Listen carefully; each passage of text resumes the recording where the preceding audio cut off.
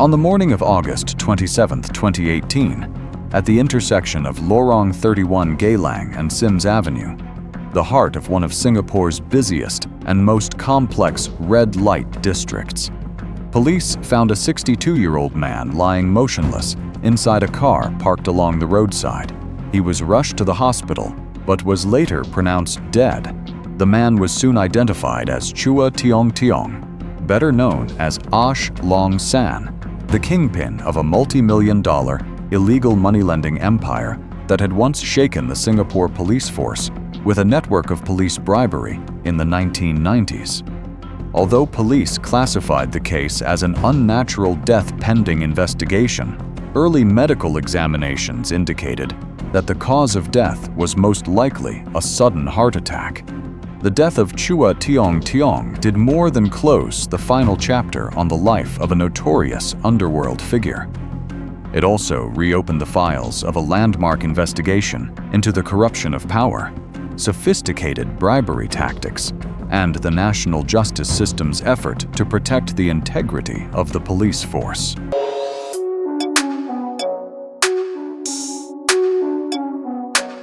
During the 1980s and 1990s, Singapore went through a period of rapid economic growth, cementing its status as a global financial hub. But that fast development also brought social problems into certain high-risk areas, especially Geylang. It was there that illegal moneylending groups, commonly known as Ah Long, operated aggressively, working their way into the lives of poor laborers and desperate gamblers. The impact of Ah Long on Singaporean society was not measured only by the money these groups made from loan sharking. It was also measured by the fear the name itself planted in the lives of ordinary people. Debtors caught in Ah Long networks were not only squeezed by interest payments, they were also psychologically threatened, harassed at home and at work, and in many cases, their families were pulled into the pressure as well. For poor workers, gamblers, or people who could not access legal credit, the first loan might have seemed like a temporary way out. But as the interest grew month after month, it quickly became a trap with no clear escape. Standing in sharp contrast to Geylang's underworld was the Singapore government's extremely tough stance on corruption. Since the Prevention of Corruption Act was enacted in 1960, the country had built a system of governance based on absolute integrity. The Singapore police force was seen as the guardian of social order.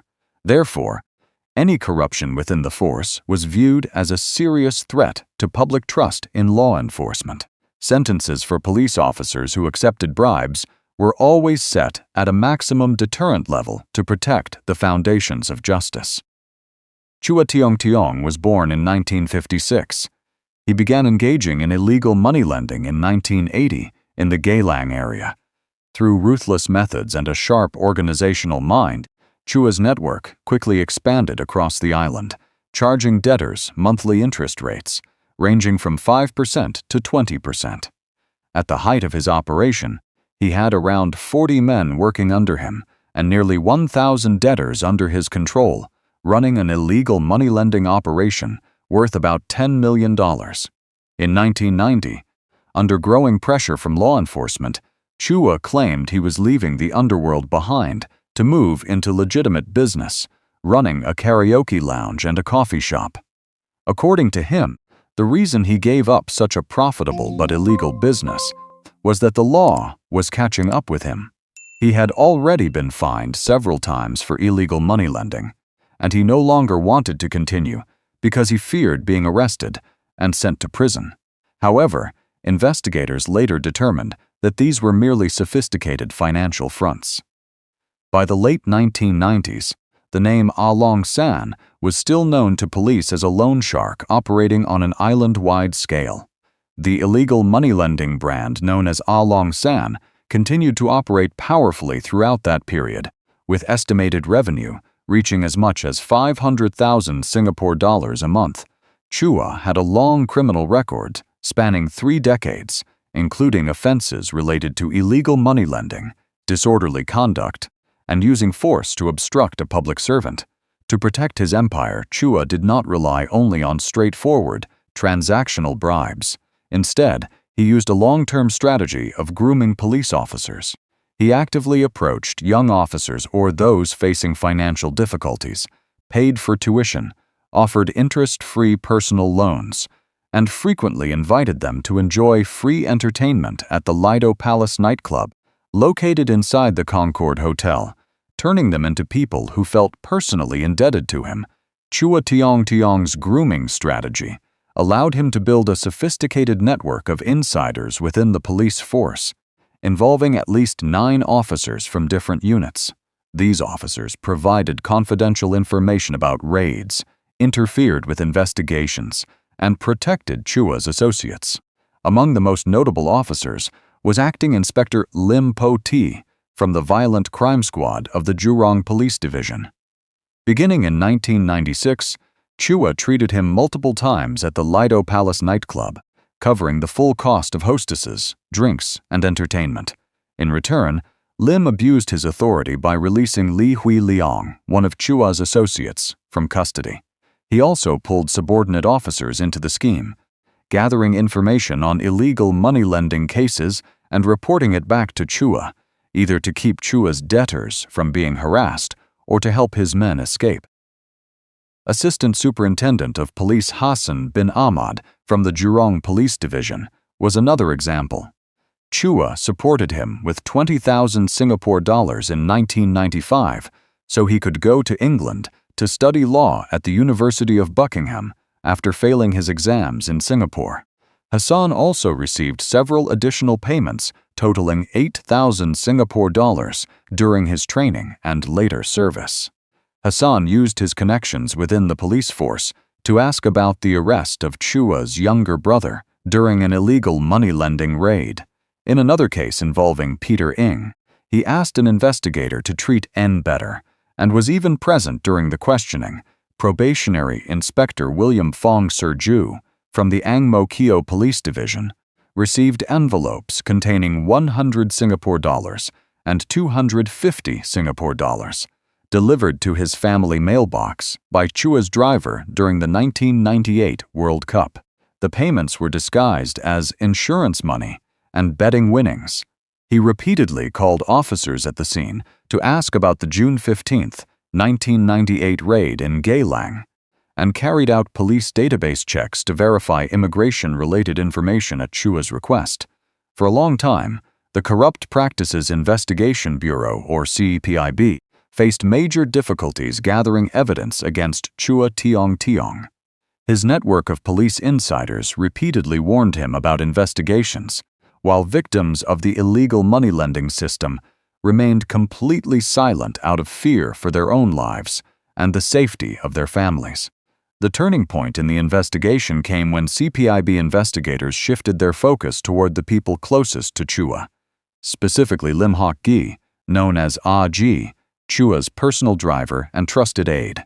Ah Ji had sworn to keep absolute secrecy and at first firmly refused to cooperate with any investigator. But CPIB Deputy Director Teng Ki Fat, through patience and humane psychological methods, gradually built a relationship of trust with Ah Ji. Persuaded by Teng's sincerity and his assurance that Ah Ji was a good man who had simply been pulled down the wrong path, Ah Ji finally decided to break his oath of silence. The driver provided CPIB with invaluable information about Chua's movements, the list of police officers who regularly met with him, and specific details about the delivery of insurance money envelopes to William Fong Sir Ju. His testimony shattered the protective shield around Chua Tiong Tiong and forced the justice system to move forward with prosecuting the underworld boss. In 1999, Chua Tiong Tiong faced more than 30 charges of bribing police officers. He was convicted by the lower court and sentenced to 18 months in prison. Chua filed an appeal and was released on bail of 550,000 Singapore dollars. Taking advantage of the court's leniency, he repeatedly tried to delay the appeal hearing by submitting medical documents, including claims that he had undergone triple bypass heart surgery and required an extended hospital stay. After 4 postponements, in June 2001, Chua disappeared completely from the authorities' watch. While on the run, Chua gave a shocking exclusive interview to the new paper in June 2001. In that interview, he admitted that his current sentence was 18 months. But he still had many other cases pending. He knew he would be spending a very long time in prison. Chua's defiance of justice angered Chief Justice Yong Pung Hao. At a hearing on June 26, 2001, Chief Justice Yong Pung Hao rejected all requests for further delay, formally revoked Chua's bail, and issued a nationwide warrant for his arrest. Realizing there was no longer any way out under the tightening net of the police and CPIB, Chua Tiong Tiong surrendered at the office of his lawyer, Edmund Pereira, on July 9, 2001, and was immediately taken into custody. At the appeal hearing, the defense argued that the original 18-month sentence was too harsh because the actual bribes, in the form of entertainment bills at Lido Palace, were not large. Chief Justice Yong Pung Hao completely rejected that argument, declaring that the lower court's sentence was wholly inadequate. The court found that Chua's conduct was a deliberate attempt to undermine the foundation of integrity within the police force in order to serve his own illegal activities. The High Court increased Chua Tiong Tiong's sentence for bribery to 4 years in prison, along with a fine of 100,000 Singapore dollars. If he failed to pay the fine, he would serve an additional 24 months in prison. Combined with other charges from his remaining illegal money-lending cases, on October 4, 2001, Chua Tiong Tiong officially received a total sentence of 10 years in prison at the age of 45. At the time, it was the harshest sentence ever handed down for bribery in Singapore. In the trials of the officers who helped Chua, the High Court reinforced an important legal principle known as the servitude doctrine. The court ruled that prosecutors did not need to prove a specific direct link between each payment or each night of entertainment and a particular illegal act. Instead, it was enough to prove the existence of a long-term grooming relationship in which a police officer accepted benefits and placed himself in a position of readiness to serve the interests of the person giving the bribe. 9 police officers, including a former assistant superintendent of police, were also jailed in connection with the corruption scandal. Some public court judgments show sentences ranging from 9 months to 30 months in prison, depending on each officer's role and the number of charges. The Long San bribery scandal shocked the Singaporean public and seriously eroded public confidence in the integrity of the police force. In response to the crisis, the Singapore government and the Singapore police force carried out landmark reforms. SPF leadership established a mandatory 40-hour integrity training program for all police officers. The course used the actual case files from the Long San investigation as a practical lesson to help officers recognize the grooming tactics used by criminals. At the same time, SPF tightened its regular asset declaration procedures and introduced mandatory staff rotation every few years for sensitive positions within criminal investigation and vice enforcement units in order to eliminate opportunities for long-term relationships of interest to form between police officers and underworld figures. Although the monitoring system had been tightened, the pull of illegal profits continued to test the integrity of police officers in the decades that followed. A strangely similar case took place between 2005 and 2007. Chua Tiong Tiong, also known as Mark Ko, an assistant superintendent of police assigned to the anti-unlicensed money-lending task force of the Criminal Investigation Department, or CID, was approached and groomed by illegal gambling boss Chua Chin Ho, also known as Ho. Chua Chin Ho's method of recruitment almost completely copied Long San's earlier formula, paying Ko's credit card bills, covering his divorce expenses worth 15,000 Singapore dollars, and paying for nights out at karaoke lounges and nightclubs. In return, Ko leaked confidential information about CID enforcement operations to Chua Chin Ho's group. When the case was uncovered in July 2007, Ko fled to China and remained on the run for nearly 17 years before he was arrested and repatriated to Singapore in April 2024.